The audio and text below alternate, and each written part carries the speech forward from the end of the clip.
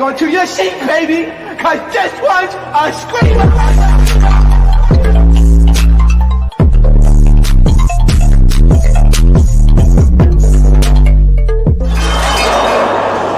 Are you not entertained? Are you not entertained? What is going on, Entertainment? So I'm coming out with another video, y'all. This will be a faceless video. I'm still in LA. I'll be leaving soon, so I'll be back on camera soon. Make sure y'all check out the after show last night if y'all haven't. So we doing Baddies Midwest episode 5. The episode opens off with Biggie and all the girls sitting down, and Natalie revealing that Biggie's staying in the house because she didn't stand on business the night before. Now, I don't know why Biggie does this to herself. Like, clearly they don't respect you. Like, you just need to shake. Just shake. And it's okay. It's okay to walk away from some stuff. And it's like, I just feel like at this point, Baddies, you need to walk away from it for now. At least take a break. Because you just be getting tried. Okay, but Natalie's like, so guys, I have a baddie announcement. Come outside with me. And then they go outside and it showed this big ass Baddies bus. Now, I hope this bus is bulletproof, okay?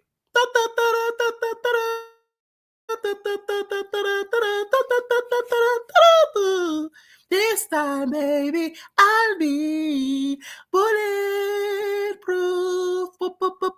It better be, okay? This time it wasn't the same bus as Baddies West. Because y'all know that bus was riddled with bullets. Because of Stutter. And that's why I said this bus better be bulletproof. Let me tell you something.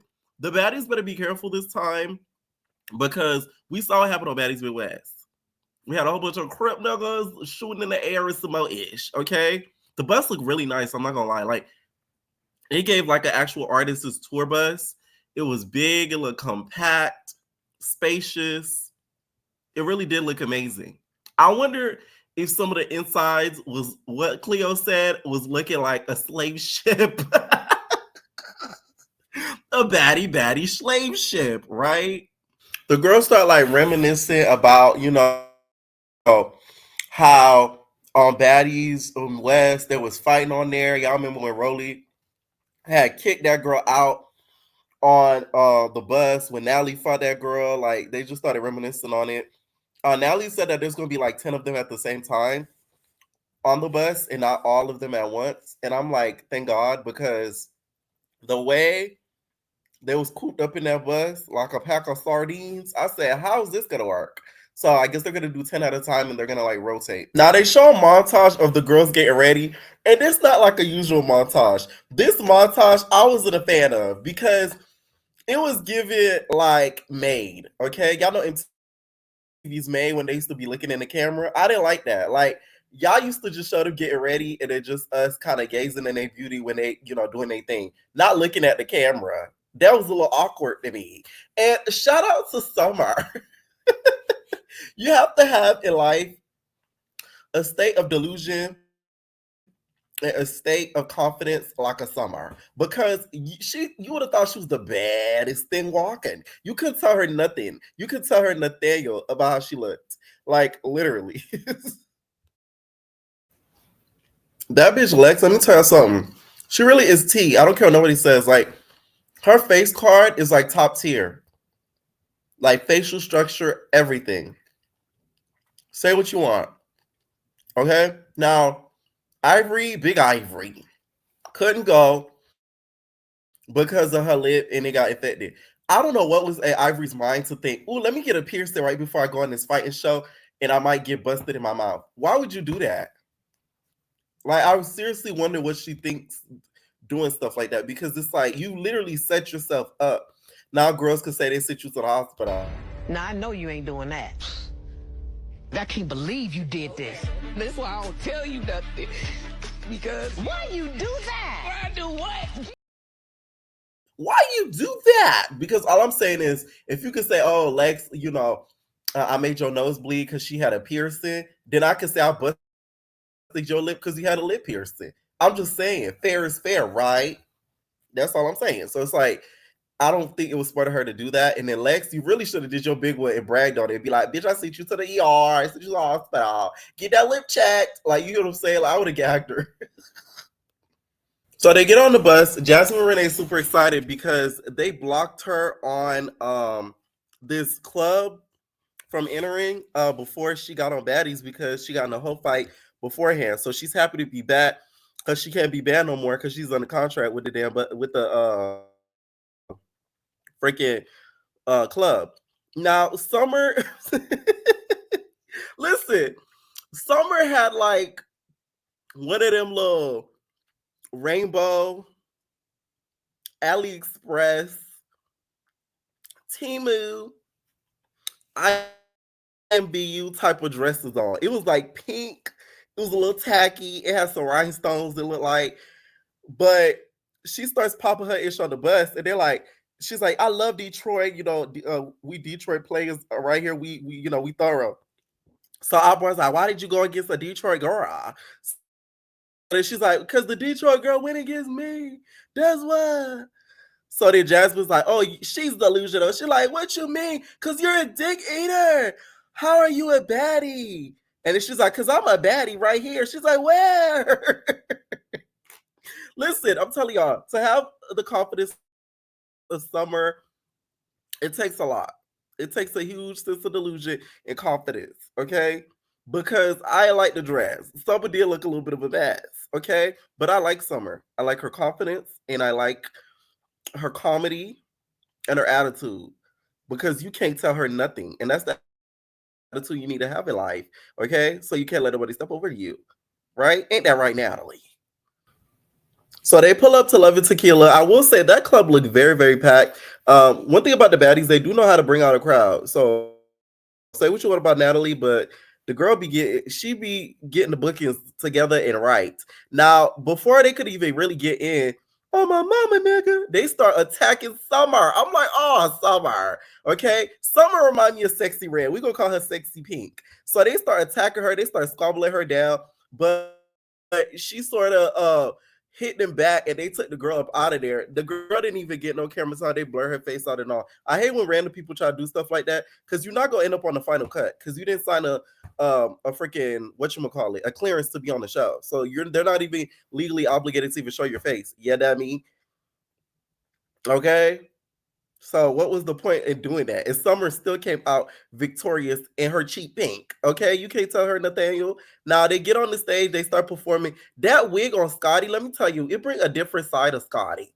She get a little bit more freaky. She get a little bit more feisty. That's why she beat her. She tried to fight Emma the way that she did. Like that brown wig, it's like another alter ego for Scotty. They start all getting on the couch and stuff. They start twerking. Natalie starts performing her song. Before that, the DJ was playing like a Houston version of Welcome to Baddies, everybody. And then the Houston version was cute. They was like, Welcome to Houston, everybody, F it, everybody. Like, that was really, really cute.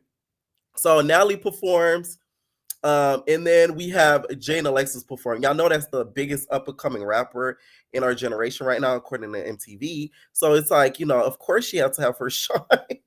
I still can't believe MTV said that. But she performs motherfucker, motherfucker. Y'all know the whole crowd kind of went crazy because everybody know at least that word of the song. So they played Tinka's song and apparently they cut out Diamond's part. This is what makes Diamond to me like a star in my Isaiah voice is because she knows how to command a room. A lot of the girlies had this happen to them. They just would have cried about it, like, ah. They wouldn't have thought to grab the mic and do it a cappella. That to me is somebody that like they have that star quality and they know how to command the room. So shout out to Diamond the Body for grabbing a mic and doing it a cappella. And it actually sounded better a little bit a cappella too, because it gave a little bit more cat. Like it was cute. Okay. And then we also see Rolly start to perform. Now, when Rolly starts to perform, y'all know Rolly got a lot of haters. So as she's performing, I guess there's this old bitch in the crowd, and she's like, boo, boo. Betty, she probably was saying, moo. And Rolly thought she was calling her a cow. So Rolly got triggered and then threw a drink at her back, and it ended up taking the girl out. You see the difference between two people? You let that girl take your shine, Rolly. I don't even remember your performance like that. You let that girl take your shine. I understand she was claiming boo, but you should have performed after performing and then socked her in the head with a mic. Okay? I'm just saying, like, you let her take your shine. So it's time to go, and Natalie want to stay there longer. She trying to convince the owner to pay him $100. I said $100, $100,000 to keep the bar open, and the owner wasn't having it. The owner was just like, "Man, I got 250K on me. No, we gonna close that up." I'm like, "Oh, that nigga play money games with you. Even let me pepper it instead of step up to grab a mic and throw an offer in there. Can we get $100? Y'all could have had an auction right then and there. Okay? But that nigga was not having it. He say, I gotta get that up out of there. All right. I feel like this was just a way of Natalie so that way she could show she got that coin. You feel me? That she got enough thousands of thousands to spend and to throw all her weight around because it's like, girl, I guess. Now, this next scene, I love scenes like this. When it's like some kind of happen off camera, even though this was given very much setup, because I don't think Summer said that she would take Tinka's chain. By this point, she never really had a direct beef with Tinka. So why would she want to take her chain? If anything, she want to take Automac's chain. So Natalie claims that Summer, no other, said that she wanted none other than Tinka's chain. So Tinka is already pissed. She puts her chain on the floor and basically kind of teases Summer to grab the chain as if she's like a dog. Which Summer is sort of looking at her like, I never said that. Summer comes out of there. She looks all disheveled. She like, I'm buzzing like my cousin. That's a new one. I'm buzzing like my cousin. Okay, she's like, I'm buzzing like my cousin. Nelly talking about that I said I would take a chain. I don't think I said that, but it's like, if you wanna fight for a chain, we could do that then. Okay, so y'all know she's not gonna turn down the fade. So she's standing there all confused, buzzing like her cousin. Because she doesn't really know what's going on. And in my mind, I don't think she really said it. I think Natalie just knows that Summer's easy to play with, okay? And that you could really accuse her of stuff. She'll just go along with it. She's not gonna really say anything, any disrespectful thing to Natalie or go against Natalie and stuff that she says. So she just kind of went along with the storyline. Now that damn Tinka ends up doing like a karate chop swift kick to Summer. Here's the thing: Tinka is the type of bitch you gotta gag. That's the type of bitch you gotta gag. Like you gotta like really get her before she gets you. So I wasn't surprised that all went down the way that she did. Cause the bitch is slick. Okay. Like y'all know how Lolly from that South Central Baddies had glitter. Tinka's the type of bitch you gotta have glitter for. Like you gotta have powder, you gotta have some sort of trick. Cause she's fast, she's swift, she probably hit hard, and she come at you at least expected. So you should have took something in your hand and got her. Okay, before she got you, Summer. You are a smaller girl. You about like a pinky size. My whole thing with Tinka though, you know damn well she never said that about your chain. Tinka, I feel like Loki was fishing for a storyline, and Summer was the bait, and she ate.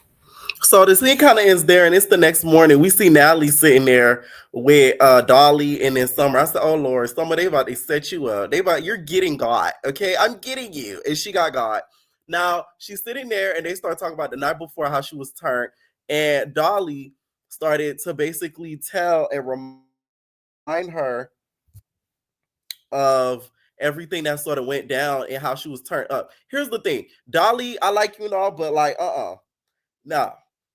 Summer to me on that bus was only responded after Jasmine called her delusional. So they try to make it seem like she's just starting ish, which some parts she did, especially in that first episode. But that last bus scene, she didn't really start stuff until Jasmine sort of poked at her, called her delusional. She just knows how to run that mouth, and the girls don't know how to take it.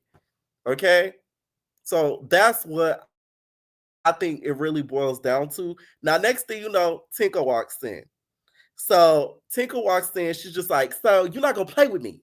You said you was gonna take my child? Wait, hold up." And then she bow. That slap was so loud. I swear to God, like Jesus, that sound vibrated off of Natalie's chin. Like it was just so loud. You literally heard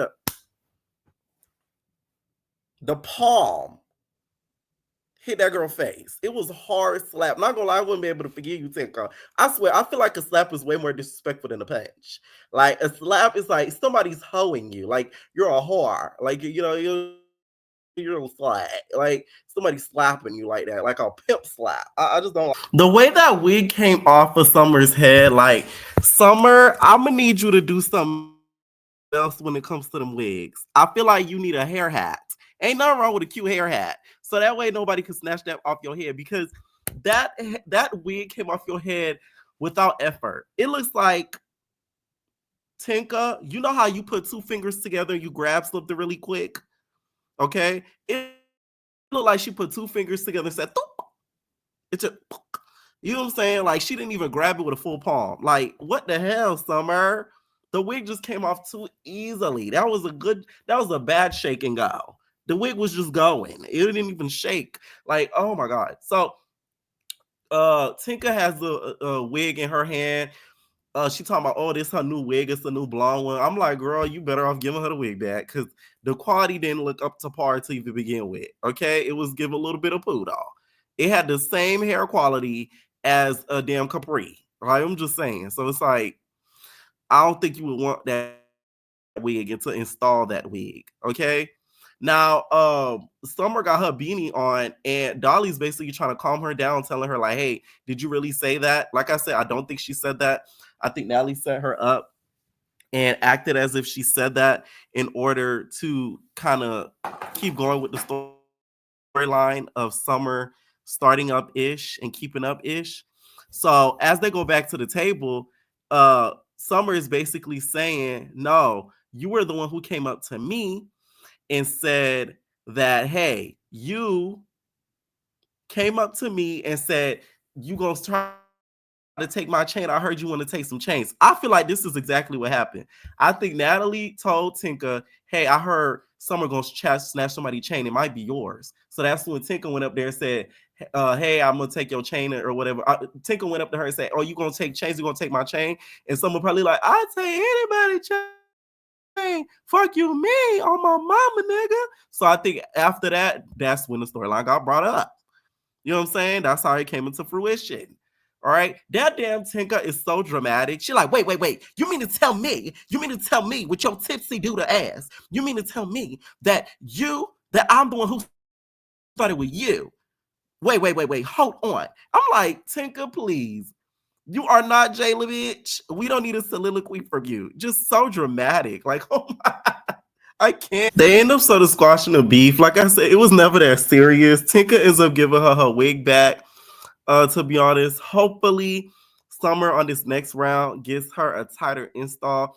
During this argument, though, it's been revealed that Summer took Mariah's wig. Mariah, you're at like a 2-for-2 loss for chains. Bitch, you need to wear a bracelet because they just be snatching your chains up left or right. First, we got Big Smiley, and now we got Summer. Summer, if you really took her chain and you have her chain, you should have came to the show with the Baddies chain on. It said, I took a former Baddie chain on my mama, nigga. Fuck is you talking about? Look at me, flossing and glossing. You should have came with the chain on. But I don't think she really took the chain because you know someone would have did some ish like that. But the fact that Mariah got it snatched, So we see Big Lex, Jaden. I forgot Jaden was there half the time. Big Lex, Jaden, and then also Emma. Okay, Emma, they're all sitting there.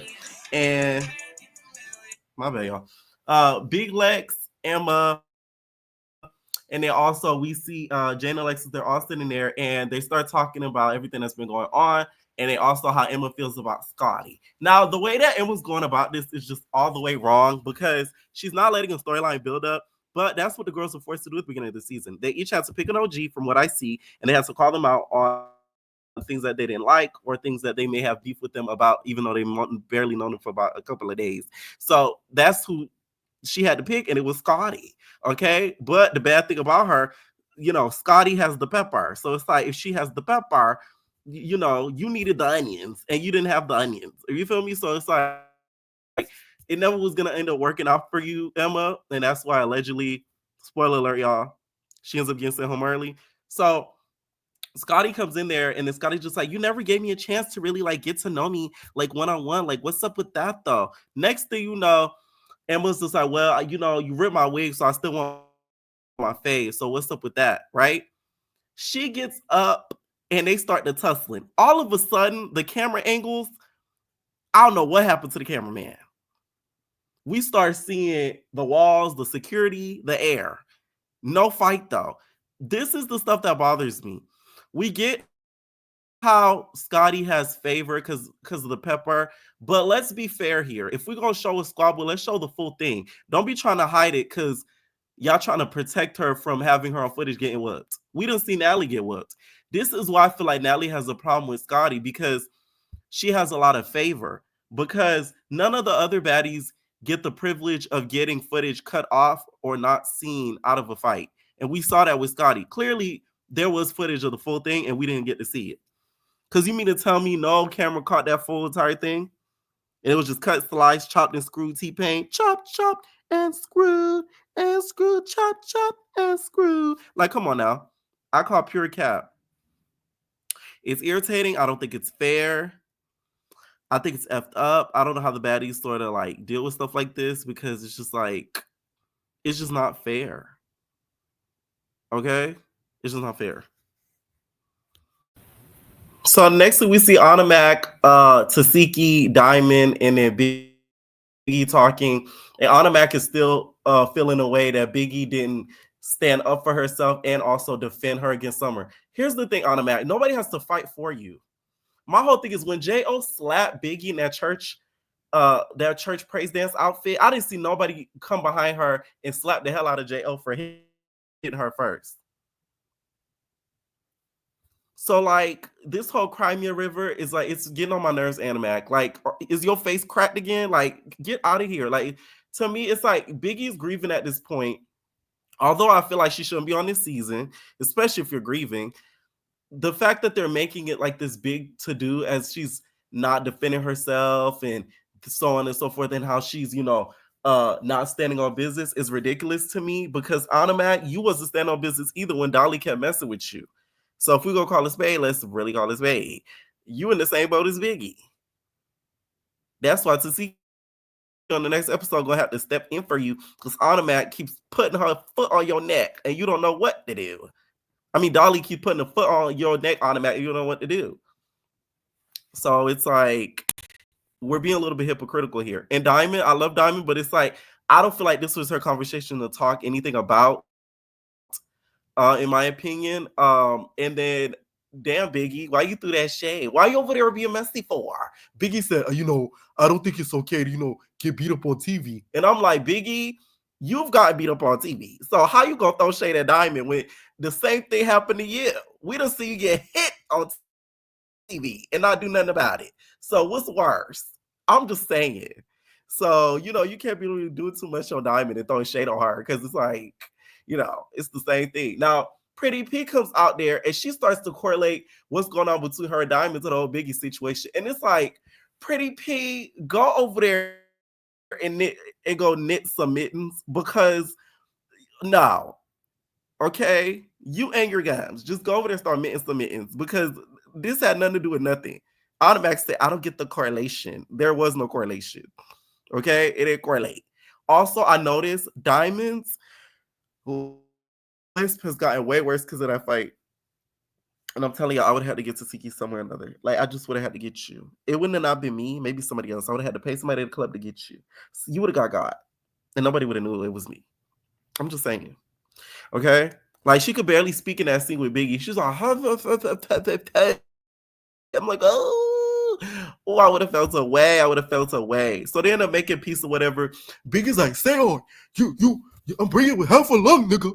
Say on 3 months ago, my nigga died, bro. So she already felt away and grieving through the whole process, and that's why she shouldn't have came back this season, period, point blank. Like, there is no, like, argument on that. Now we see Big Ock, Rolly, and then Jayla talking, and Jayla is basically feeling away about the girls calling her out, especially Big Lex, because she feels as if she's the same. She doesn't pick and choose, and you know she's the same weight, size, or even smaller than some of the girls that she's fought. Okay, And I would say, I wouldn't say she picks a smaller person, but I do think that Jayla picks and chooses. So, and I don't think she's a bully. I will say that. I feel like that word is thrown around a whole lot, if we're going to be honest. I feel like one time we really seen bullying is T when she was sick and the girls was tag teaming her. That's when I feel like that was kind of bullying. Because, you know, like, you could tell the girl was dead ass sick and y'all out here just fighting her in the middle of a racing track. Like, that to me was bullying. And that's why I really got a lot of hate for that. Because, like, come on. So Big Lex comes out there. She basically stands on her opinion. So because of that, Jayla said, you know, let's get it popping. They start to square up. When I tell y'all, I laughed so hard at that fight. They were slap boxing down. The thing is, both of them fight the same way. They both lean back and they both block each other's hits. So none of them really hit each other's face. So it really wasn't that good of a fight. Okay. Now we also see after that happens, she's, you know, Big Lex feels like, you know, she could sort of let it go, but she's still gonna stay her opinion. Okay, Miss Stand on business. And then next thing you know, Big Ivory just tries to hop up in there. Listen, I don't care what nobody say. Lex looks like she was tearing up Big Ivory. I never see Big Ivory stumble. Okay, stumble tumbleina. All right, that damn Big Ivory was tumbling over. I said, ah, not you bet your match, Big Ivory. Okay. Ivory was leaning. I'm just saying. If y'all really peep, go watch that again. All right. Let me know what y'all think down below about this episode. Do y'all really think Summer did that with the whole chain situation? Does Biggie have a point? Leave your comments down below, and we're all babies. No personal thing.